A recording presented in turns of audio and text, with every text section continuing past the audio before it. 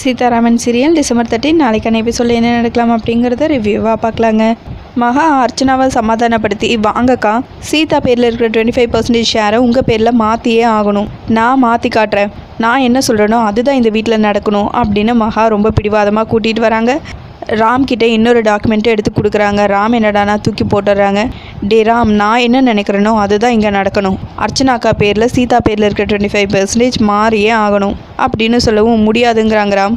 ஏ சீதா, எல்லாத்துக்கும் காரணம் நீ தான், நீ சொல்லி தானே ராம் இந்த மாதிரியெல்லாம் பண்ணிகிட்ருக்கான் அப்படின்னு மகா சொல்லவும், இங்கே பாருங்கள், அதுக்கு எனக்கு எந்த விதமான அவசியமும் இல்லை, உங்களோட சொத்து ஒத்த பைசா கூட எனக்கு வேண்டாம், பாஸ் கையெழுத்து போட சொன்னாங்க, நான் போட்டேன், அவ்வளோதான், எதாக இருந்தாலும் நீங்கள் பாஸ் கிட்டே பேசிக்கோங்க அப்படின்னு சீதா சொல்லவும், எல்லாத்தையும் சொல்லி கொடுத்துட்டு இப்போ எதுவுமே தெரியாத மாதிரி நடிக்கிறல்ல அப்படின்னு மகா சொல்லவும், சித்தி, சீதா எதுக்கு நடிக்கணும், கடைசி நிமிஷம் வரைக்கும் சீதாக்கு எதுவுமே தெரியாது, நான் சொல்லவும் இல்லை, நடிக்கிறதுக்கு இந்த வீட்டில் நிறைய பேர் இருக்காங்க, சீதாக்கு அது அவசியம் இல்லை அப்படின்னு சொல்லிட்டு ராம் வேகமாக சீதாவோட கையை பிடிச்சி இழுத்துட்டு கூட்டிகிட்டு போயிடுறாங்க.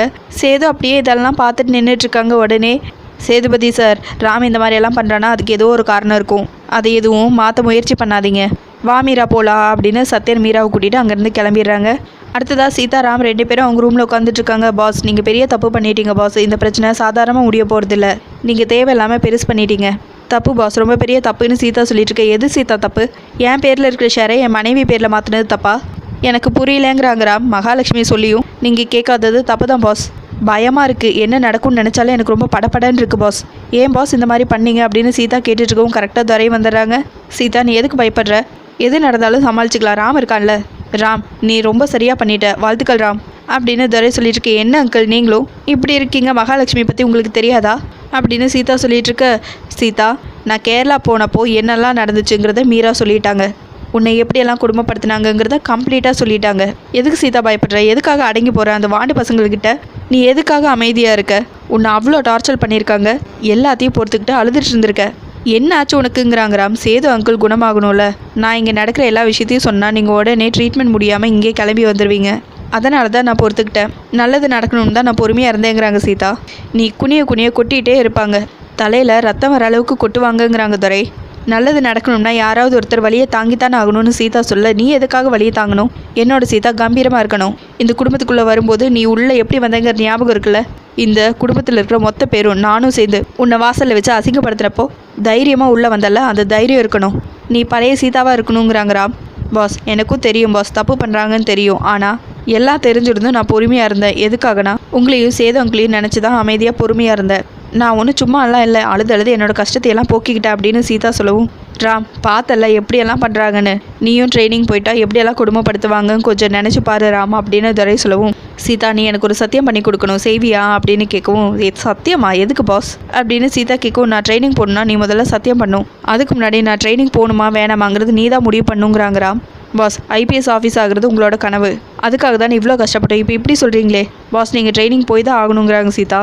சீதா, நீ பழைய சீதாவாக இருக்கணும், எதுக்காகவும் பயப்படக்கூடாது, அழக்கூடாது, தைரியமாக இருக்கணும், கம்பீரமாக இருக்கணும், அப்படிப்பட்ட சீதாவாக இருந்தால் மட்டும்தான் என்னால் தைரியமாக ட்ரைனிங் போக முடியும், என்னால் ட்ரைனிங்லேயும் கான்சன்ட்ரேட் பண்ண முடியும் அப்படின்னு ராம் சொல்லவும், சீதா, இந்த குடும்பத்தை நீ எதிர்த்து நிற்கணும், ஒரு சிங்க பெண்ணாக மாறணும் அப்படின்னு துரை சொல்லிட்டு இருக்க. சீதா, எப்போ விட்டு கொடுக்கணுமோ அப்போ தான் விட்டு கொடுக்கணும், அதுலேயும் நீ யாருக்காக விட்டு கொடுக்குறியோ அவங்களுக்கு உன்னோட அருமை புரியணும், இங்கே யாருமே ஒன்று புரிஞ்சிக்கவே இல்லை சீதா, நீ யாருக்காகவும் பயப்படக்கூடாது, பட்னி கிடக்கக்கூடாது, அழக்கூடாது, நீ நிம்மதியாக இருக்கேன்னு என் ஆள் மனசு சொன்னால் மட்டும்தான் என்னால் நிம்மதியாக ட்ரைனிங் போக முடியும், நீ பழைய சீதாவாக இருப்பியா, நீ சொன்னால் மட்டும்தான் என்னால் நிம்மதியாக ட்ரைனிங் போக முடியும், நீ சரின்னு சொன்னால் மட்டும்தான் நான் ட்ரைனிங் போவேன், இல்லைனா எனக்கு அப்படிப்பட்ட ஒரு போஸ்டிங்கே தேவையில்லை, எனக்கு சீதாவா இல்லை என்னோடய கனவான்னு வந்தால் எனக்கு கண்டிப்பாக சீதா தான் முக்கியம், சீதாக்காக நான் எதை வேணாலும் செய்வேன், எதை வேணாலும் விட்டு கொடுப்பேங்கிறாங்கறா.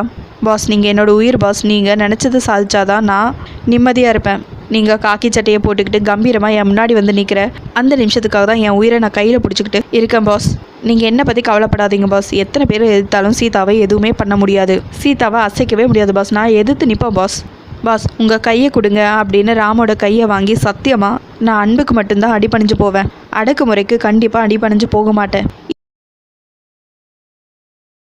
இது அந்த முத்தாராமன் மேலே சத்தியம் பாஸ் அப்படின்னு சத்தியம் பண்ணி கொடுக்குறாங்க சீதா.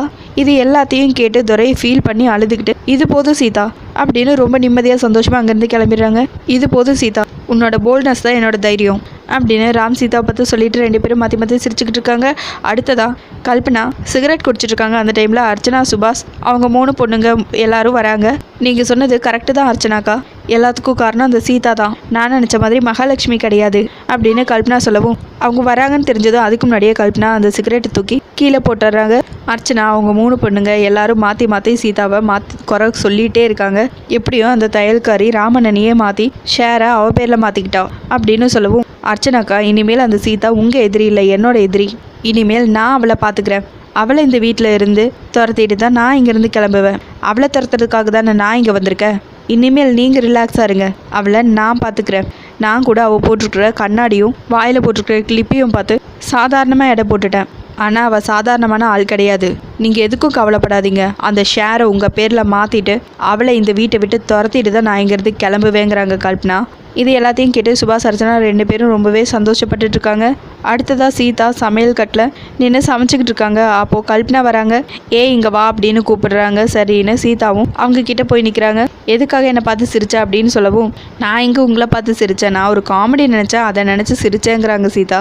சரி, நல்லா டேஸ்ட்டாக சூப்பராக ஒரு காஃபி போட்டு எடுத்துகிட்டு வாங்குறாங்க. ஏன் உங்களுக்கு சமைக்க தெரியாதா அப்படின்னு சீதா கேட்கவும், இல்லை எனக்கு தெரியாது, ஆனால் எனக்கு டேஸ்ட்டான காஃபி வேணும், உனக்கு 2 நிமிஷம் தான் டைம், அதுக்குள்ளே காஃபி போட்டு எடுத்துகிட்டு வாங்குறாங்க கல்பனா. சரின்னு சீதாவும் போய் காஃபி போட்டு கொண்டு வந்து கொடுக்குறாங்க. வாயில் வச்சதுமே அதை கீழே துப்பிட்டு, இது என்ன காஃபி, இது சுகரே இல்லைங்கிறாங்க. திரும்பி போய் சுகர் போட்டு எடுத்துகிட்டு வா அப்படின்னு சொல்லவும் சீதா போய் சுகரை போட்டு மிக்ஸ் பண்ணி எடுத்துகிட்டு வராங்க. வாயில் வச்சு பார்த்துட்டு திரும்பவும் கீழே துப்புறாங்க. என்ன இது இவ்வளோ சுகரை போட்டிருக்க, இந்த சுகரை சாப்பிட்டு நான் ஒன்றா போய் சேர்ந்துறவா, போய் டிகாஷன் போட்டு எடுத்துகிட்டு வா அப்படின்னு சொல்கிறாங்க. சரின்னு சீதாவும் வாங்கிக்கிட்டு டிகாஷன் போட்டு எடுத்துகிட்டு வந்து கொடுக்குறாங்க. அதை குடிச்சு பார்த்துட்டு திரும்பவும் துப்புறாங்க. உனக்கெல்லாம் காஃபி போட தெரியுமா தெரியாதா, என்ன இப்படி பண்ணி வச்சுருக்க, போய் பாலை கலந்து எடுத்துகிட்டு வாங்குறாங்க. சீதாவும் மைண்டில் அப்படியே யோசிக்கிறாங்க. ஓ, என்ன நீங்கள் வேணும்னே வேலை வாங்குறீங்களா அப்படின்னு யோசிச்சுக்கிட்டே போய் திரும்பவும் பாலை மிக்ஸ் பண்ணி எடுத்துகிட்டு வந்து கொடுக்குறாங்க. அதையும் குடிச்சு பார்க்குறாங்க, கீழே துப்புறாங்க. இப்போ என்ன சொல்லலாம் அப்படின்னு யோசிச்சுக்கிட்டு இருக்காங்க. சீதா உடனே இப்போவும் ஏதாவது கம்மியாக இருக்கணுமே, ஏதாவது மிக்ஸ் பண்ணணுமே அப்படின்னு கேட்கவும் ஆமாங்கிறாங்க. சரின்னு வாங்கி திரும்பவும் கொண்டு போய் வச்சு, உனக்கு நான் இப்போ காரசாரமாக மிக்ஸ் பண்ணுறேன் அப்படின்னு மிளகா பொடி எடுத்து அந்த காஃபியில் மிக்ஸ் பண்ணி கொண்டு வந்து கொடுக்குறாங்க. அதுக்குள்ளே அர்ச்சனா அப்படியே யோசிச்சுட்டு இருக்காங்க. நம்மளும் எல்லாத்தையும் மிக்ஸ் பண்ண சொல்லிட்டோம், அவளும் எல்லாத்தையும் மிக்ஸ் பண்ணி கொண்டு வந்து கொடுத்துட்டா. பால் மிக்ஸ் பண்ணியாச்சு, டிகாஷன் மிக்ஸ் பண்ணியாச்சு, சுகரையும் மிக்ஸ் பண்ணியாச்சு. இப்போ என்னத்தை மிக்ஸ் பண்ணி எடுத்துகிட்டு வருவா, ஒருவேளை டீ காஃபி 2ஐயும் சேர்த்து மிக்ஸ் பண்ணி எடுத்துகிட்டு வருவாளோ அப்படின்னு யோசிச்சுட்டு இருக்காங்க. சீதா மிளகா பொடி காஃபி கொண்டு வந்து கொடுக்குறாங்க. கல்பனாவும் அதை வாங்கி குடிக்கிறாங்க. உடனே கீழே துப்புறாங்க. என்ன இது காரமாக இருக்குது அப்படின்னு சொல்லவும், உங்கள் வாயில் ஏதாவது ஒட்டி இருந்திருக்கும், அதுதான் காரமாக இருந்திருக்கும், திரும்பவும் குடிச்சு பாருங்க அப்படின்னு சொல்லவும் சரின்னு திரும்பவும் குடிச்சு பார்க்குறாங்க. சீதா வேணும்னே அப்படியே கப்பை மேலே நல்லா தூக்கி விட்டுடுறாங்க. ஃபுல்லாக காஃபி எல்லாம் வாய்க்குள்ளே போயிடுது. கல்பனா வாயில் காரம் தாங்க முடியாமல் திரும்பவும் தண்ணி எடுத்து ஊற்றி ஸ்பீடாக குடிக்கிறாங்க. இது எல்லாத்தையும் பார்த்து அப்படியே சீதா சிரிச்சுக்கிட்டே நிற்கிறாங்க. அர்ச்சனாக்கான்னு சொல்லிட்டு அங்கேருந்து ஓடிடுறாங்க கல்பனா. அதோட எபிசோடு முடிச்சிருக்காங்க. உங்களுக்கு இந்த வீடியோ பிடிச்சிருந்தா லைக் அண்ட் சப்ஸ்கிரைப் பண்ணி நம்ம சேனல் சப்போர்ட் பண்ணுங்கள். தேங்க்யூ.